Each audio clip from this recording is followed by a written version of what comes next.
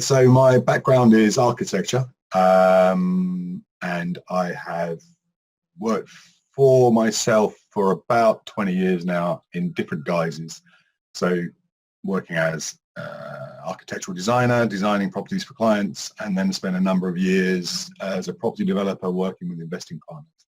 And I have a vision of things that I can change about my profession and my industry, and that's the focus of what I'm doing now.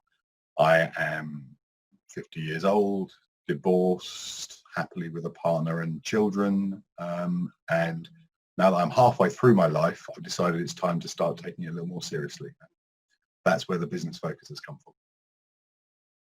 Because, as I say, I've been working for myself for 20 odd years, and it's always been, I've always earned a good living. I've always managed to pay the bills and keep myself entertained.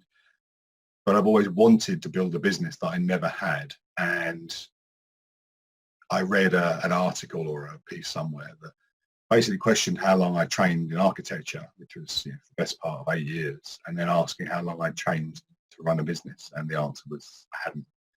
And so what the little blinding flash, the obvious is actually, if I want to do this right, I've got to learn how to do it. Therefore, I need to speak to people that will help me focus. I've got the intellect and I've got the drive and I'm able to think creatively. So all the elements are there. What I needed is a way of bringing that all together, giving that some clarity, some direction, knowing where to focus, knowing what to put on the back burner. It's those sorts of decisions that I never really consolidated, knowing how to plan, giving myself that clarity. The coaching in itself, Steve is very good because he's not too, it's challenging, but he is not dictatorial. Ultimately, every business, whilst there are similarities, every business is different. And what I worked out fairly early on is you have to take that big picture and you have to reform it to suit your needs. So you have to follow the principles, but it's not like just following a set of instructions. And working with Steve was, the value there came in that he wasn't trying to apply a formula. He was encouraging me to look at those sorts of ideas, look at what was missing, what wasn't happening, what I needed to do, but giving me the space to do that, or to understand I need to do that in my way, holding me accountable, but without putting undue pressure on, giving me focus, but basically making me create the focus myself. And I'd say those were the two single biggest contributors to the success that it's had for me.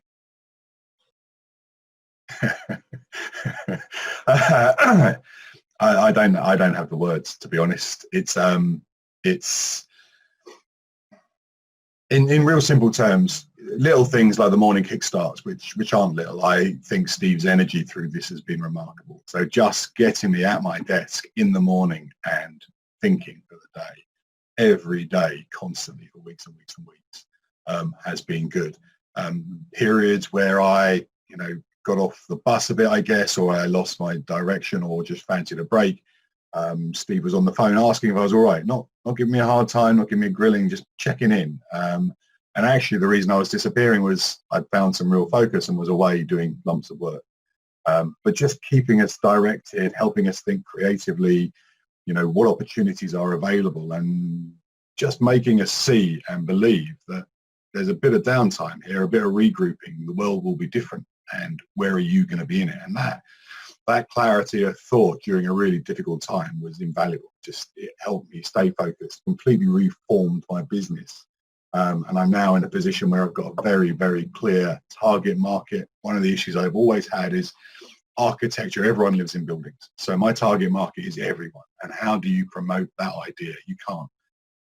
But through this period with Steve's support, I've managed to really focus on a specific target market. Come up with a really, really clear strategy for dealing with them and a really, really clear offer. I've got that in place now.